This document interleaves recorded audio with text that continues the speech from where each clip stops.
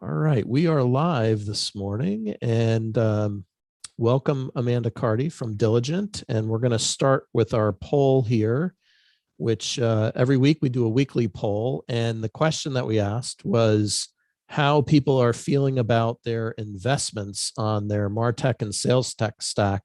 What motivated me to post this question, of course, we've got an agency that focuses in and around this area, but a few prospects that we were talking to were experiencing a lot of indigestion, and they were saying, "Oh, look, no more, no more, no more."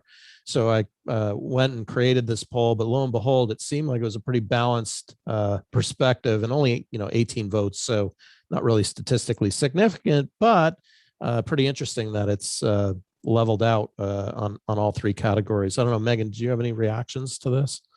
Yeah, I thought it was interesting actually that it was so evenly split. I will share that when I was running marketing at Engagio, and I would talk to CMOs about their investments, the first thing most of them said to me is, "Tell me what I can get rid of if I buy from you."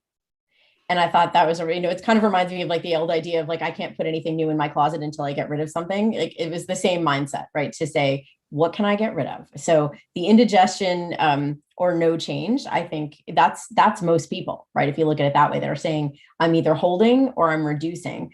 And I think that makes sense to me. We've got a lot of different tools out there. There's a lot of great stuff, but there are also some things that are sort of past their sell by date as well, that are in many organizations. And I think people are really starting to be careful and rationalize, not because they have to. I think budgets are holding up, but because they're saying, my team's not using it. I don't need it. If it's not, if we're not using it now, why do I have it? And if I am going to add something, it had better, bring me a capability that I'm sure I'm going to use. So that's kind of my take. But Amanda, would love to hear from you on this one, because I know, Diligent has been through a number of significant acquisitions pretty recently. And I would imagine that leads to all sorts of tech stack rationalization fun. So curious to get your take on what we're seeing here and kind of what you're thinking about for your portfolio companies as well.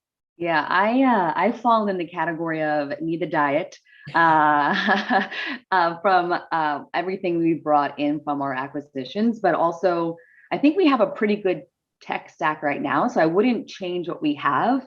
We just got to figure out how to use it better. How do we optimize what we've already invested in to make sure we're getting the most out of it? That's where I think we fall in at Diligent for sure. Yeah, that makes sense. And when companies come in, do you have, any kind of like a process that you go through to take a look at their tech, or someone on your team perhaps takes a look at their tech stack, kind of says, hey, do they have any best practices we should adopt? Is there any sort of learning that you could Yeah. share with us? Yeah, we definitely keep an open mind when doing it. And so I say we have a core tech stack, but there has been times where like, oh, that one actually operates a lot better than what we have in place. So we'll switch out if we think the acquired tech is better. So we'll do a switch out if they're what the SDRs are using, or from a sales enablement perspective on those platforms, we definitely have switched out along the way. Yeah. Yeah, that makes a ton of sense. I think, that's one of the things I feel like is sort of an untapped resource when it comes to acquisitions is seeing where, the companies that you're acquiring, where they actually have practices that you want to adopt, Yeah. or, tools that are interesting that they've been able to put in place and use differently. But just in general, as a CMO, kind of thinking about, going through that amount of change and disruption, and needing to also help those teams become integrated. What are sort of your top two or three lessons of acquisition integration? Yeah, I would say, well, a couple of things. The learning about the people, I think, is so important because, and keeping an open mind when you're meeting with the other organization. It's not like we're doing the right thing all the time. And I think that's when you buy a company, you're thinking, all right, we're doing the best thing. We're gonna have to just fold them in, and they're gonna have to do what we do. We've definitely assessed them more, like how are their processes working? How, like, from a marketing side, how's their funnel looking? What tech are they using? How is their team structured? How are they operating based on the customers they're going after? And we've definitely adopted more processes and tech probably from companies we've acquired, and integrate the people to keep them and to run it. So it's been that is definitely one thing. Keep an open mind. What you're doing today when you're buying a company might not be the right. They might have better processes and tech in place, and so keep an open mind on that. And I would say the second thing leading through acquisitions is just communication is so important during that process. And we do a pretty robust kind of comm strategy going into an acquisition, throughout the acquisition, and try our best to over communicate. So the companies, the incoming employees feel they understand what's going on, why the acquisition happened, what they bring to the table, and making sure they understand like they have a great company. What you're doing is really, really cool. And we'll complement what Diligent's doing today. And so the over communication, I think, is really, really important. We've definitely stubbed our toe a few times on that. So we're still learning as we go, even though we've done a couple dozen. Like, I think we learn something new through each acquisition. No acquisition is the same. I've definitely learned that. How are you taking that model with all the acquisitions and, thinking about all of the different product capabilities that each one of those companies represents? And now you almost have like a solution set that you could potentially offer. How are you navigating through that change management as well? I imagine that's got to be really, really complex. It is. So our acquisition strategy has been kind of twofold, looking at kind of going into a new vertical with existing product we have, or a specific country, or expanding our offering. And so really understanding the customer journey and where we can help kind of double down on that and build tech to join. I see Matt is joining. He's one of my old colleagues, so I'm excited that he's hopping on. But so integrating the product stack,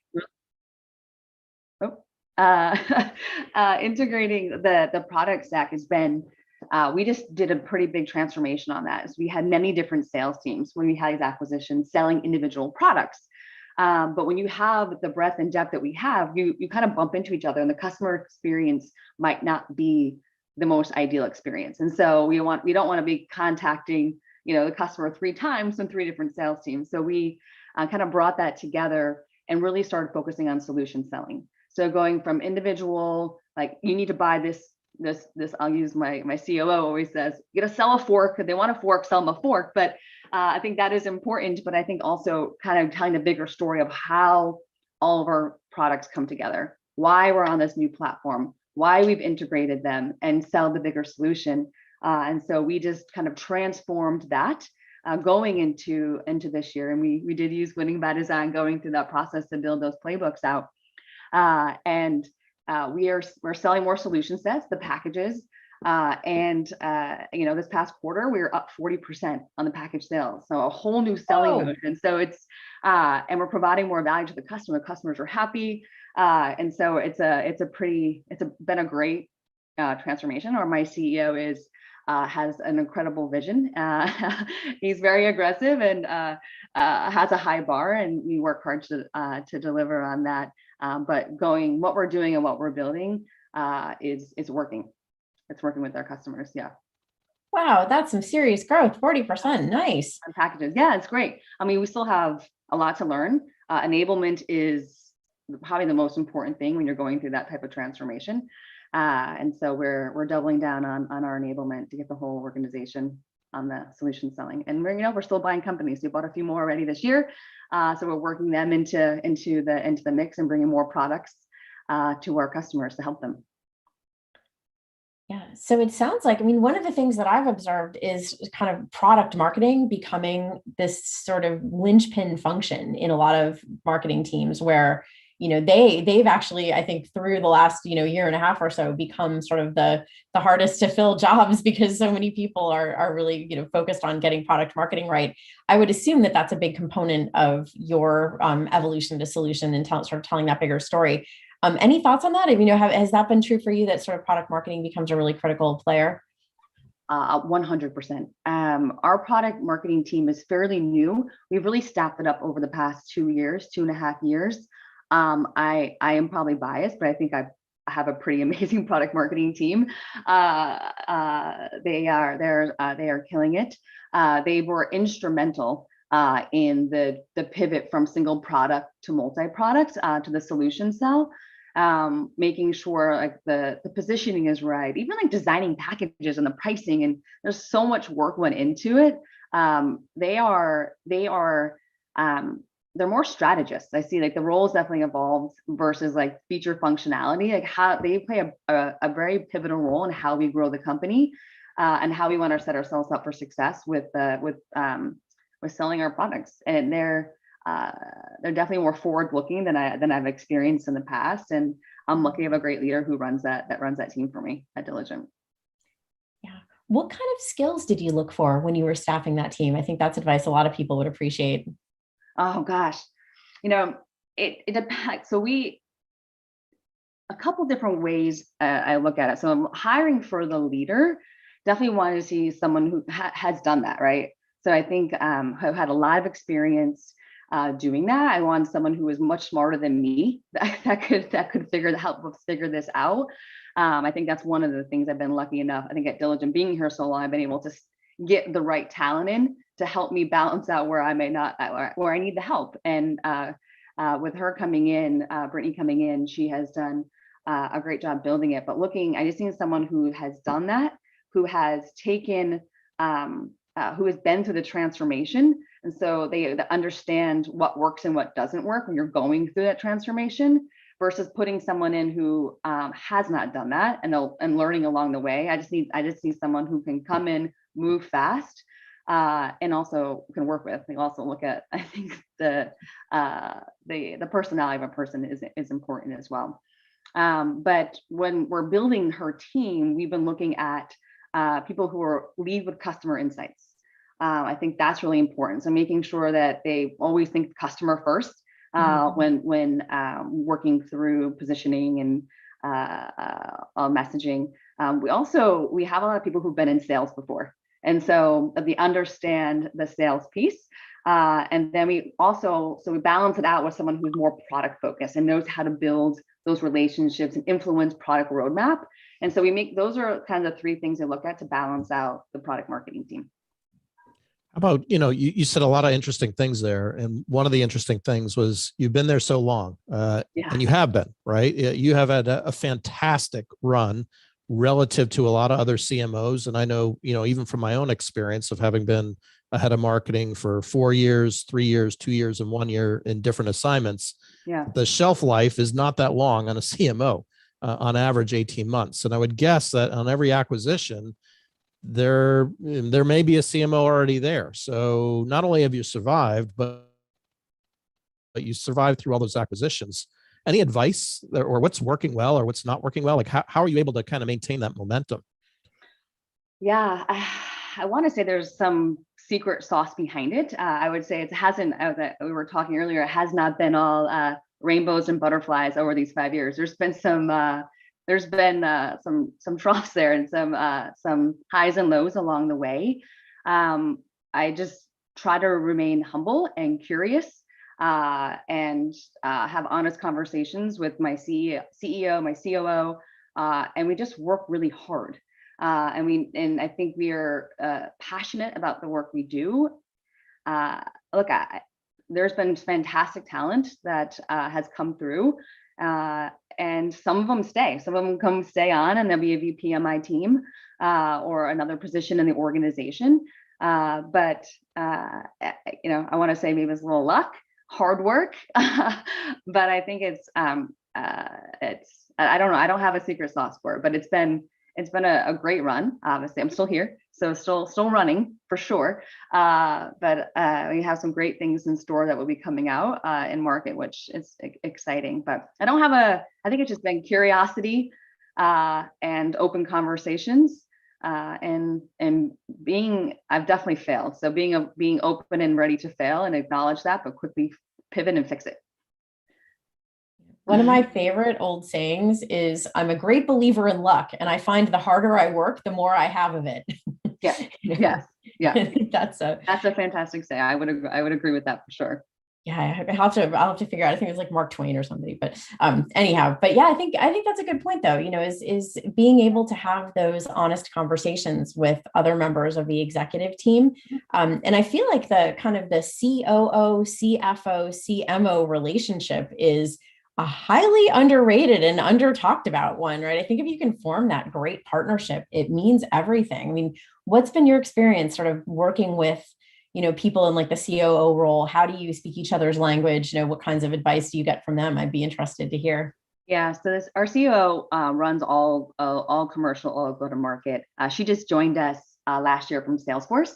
Yeah, brilliant woman, very strategic, and is really helping us take our commercial organization to the next level.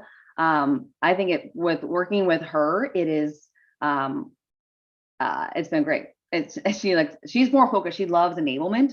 And so making sure we're staffing up and that the commercial team is equipped to sell, that's the biggest thing with her. And with our CFO, I'd say the marketing and finance relationship has been a fun one. I have a great finance team. Our CFO is great. They are they are helping us run like our ROI models.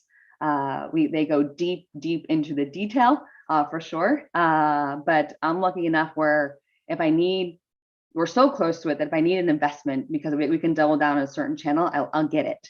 I have not been told no when going forward and asking for extra investment, long as the model that we built together, we build the model together. Like, look, this one channel, we can put a few $100,000 here, it's going to work really well. And they're like, okay, let's test it. We'll run it. And then we pull back if we need to. I've been very, very fortunate that our CFO, CEO, and our board is very supportive of growth and invest in marketing. Yeah. I think there was a Gartner report that just came out that said something about marketing budgets year over year were cut back 40%, which if I were a betting person, I'd say it's probably primarily COVID related, where physical events have kind of gone down to zero. And we're kind of in budget season beginnings right now, I would imagine, for 2022. Any advice or tips that you're seeing given the last 18 months, knowing that, it was different from when you started 5 years ago to different today to maybe even different 18 months ago? Like, how are you thinking about 2022 in terms of that CFO relationship? Yeah, so we are just starting the planning process. I'm fortunate enough that we're not cutting budgets, which is we're still. I guess I'm lucky enough to work at a company that really truly values marketing and the impact marketing can have. We are doubling down more on our brand. So we joke in the organization. It does hurt my belly to say it a little bit, but like we're probably one of the largest private SaaS companies no one's ever heard of, and so our customers know us really, really well. But people are like, Diligent, what does Diligent do? Like, oh, we're changing the world, don't you know? So I think that's where we're going to look at. Is really the customer journey. We just brought on a new head of customer experience that I now oversee, which is awesome. So really doubling down on the customer journey, the customer experience, and how does our brand play a role in that? I think we're at an interesting stage of our growth as a company, and we really demand gen has been a priority for us, and now we realize we need to invest in a brand, and that's where we're going right now, which is hard to prove the value on that, right? And so when these are the fun conversations we're having with our FP&A team, is like, okay, well, we're going to invest, $1 million here. What is sales taking up is sales going to take up their target or their quota? I'm like, no. And so that's always been a fun one on that. But I'm working with our owners at Insight to put together an interesting model to really start to put some grading around brand. So when we talk about brand at the board, they get it. We have a very awesome board. We just came out of our meeting yesterday. But just being able to prove the value of the investments we're putting in, we're working on that. But I would say in this changing, that's where we're going bigger there. I find that super interesting, and I appreciate that you're linking customer experience and brand. A couple of my former colleagues at Serious Decisions had a really neat model that basically looked at the combination and said, your brand is actually made up of what your customers think of you, the experience you deliver, and your employee experience. And sort of linking those things says, what is the totality of the experience that somebody has with our business? And what does that, then mean in terms of how they and the broader market think of us? And I think the other thing too is brand is also an investment in financial markets, right? And investors thinking positively about, who you are and what you do. And as you say, that name recognition, there's something to be said for that. It's but I'm seeing that kind of come full circle, right? I think a lot of marketing went heavy demand for a very long time. But then I think there you hit a limit to your point about, if nobody knows who you are, you're not the first one in that conversation. Yep. So it becomes the self-fulfilling prophecy that your demand will go down if your brand isn't present and cared for, right? So I'm excited to hear you say you're going in that direction, because I think that's, that can be game changing for a lot of companies. Yeah. Yeah, I'm excited as well. I'm a customer experience geek, and it comes from my time. I worked at Disney, like an internship for like 6 months, like going through Cool. when I was in college. And so that's where I fell in love with customer experience. And I actually went into the hospitality industry before I came over to the tech world. Just my passion of experience, but I've been able to take that passion and apply it to marketing, to what I do every day. Yeah. Yeah, I think it's in, that like the relationship with your COO, I think that sort of marketing CX connection, sometimes they're super disconnected. And yet, I mean, your customer experience is your brand, basically, right? So I think I appreciate that. What was something you learned at your Disney internship that you carried forward? What's kind of one of your favorite takeaways from that? I just, I think what came out of it is so they do these courses. And so you go through school, so you're working, I was working at Epcot, but then you do the courses they offer for you as a college intern there, and you can get a degree. So like you can get your doctorate is like the top level degree you can get. But I only made it to master's, so I got my master's degree. But it was really about, that's where I learned, like, I was early on in like learning, right? Like about school and career, what I wanted to do, but that was like the customer is the most important area to focus on.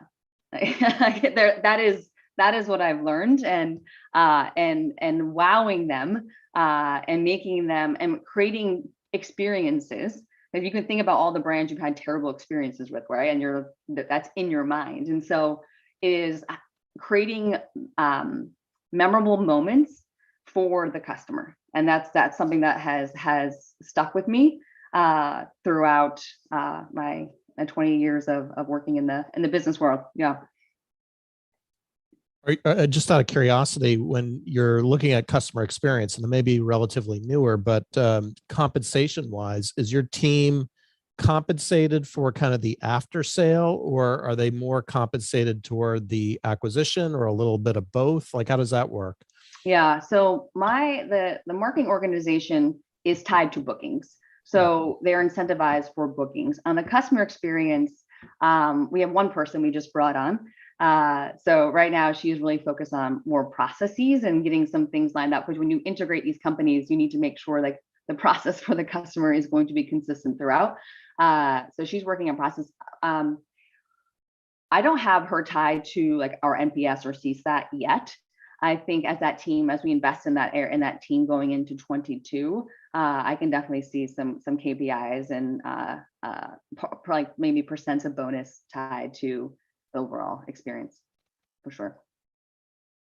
Yeah, we have to have you chat with Julie Prasovsky from Winning by Design. She's got, I think, a really interesting take on sort of the role of NPS and CSAT and other kinds of scores like that, and pretty negative, actually, saying that's a measure you want to be very careful with in terms of tying comps. We'll have to connect you. She's got an interesting story, John. We have to have her on the show.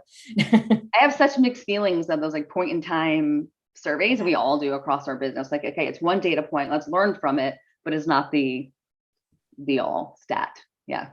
Yeah, absolutely. I think that's it, right? Just like demand isn't the only thing for marketing, right? You've got all these other things that marketing needs to bring to the table. Same with customer experience. It's how do you have the balanced scorecard for customer as well as for marketing? Definitely a challenge. Well, and what's, when you're thinking about making those investments and sort of focusing more on brand, what are some of the main actions that you're taking that you would advise others to look at if they're kind of hitting that same stage of needing to focus on the brand? Yeah. Oh gosh. I guess it's probably different for every business, but what are I'm looking at right now, high impact. So what can I do that will have high impact in the market? And I would share examples, but I don't want to let the cat out of the bag on some of the things we're doing, because a lot of them are being baked right now. But I will say,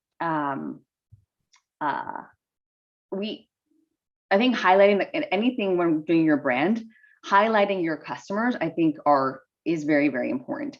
And so even was at Thomson Reuters under the helm of Toby Lee, learned a ton from him. We launched a very customer focused program around like a taxologist, and we put the customer front and center, and they tell a story for you. And so that is something I think is very, very important when you're thinking of going big. How can you leverage your customers to help you?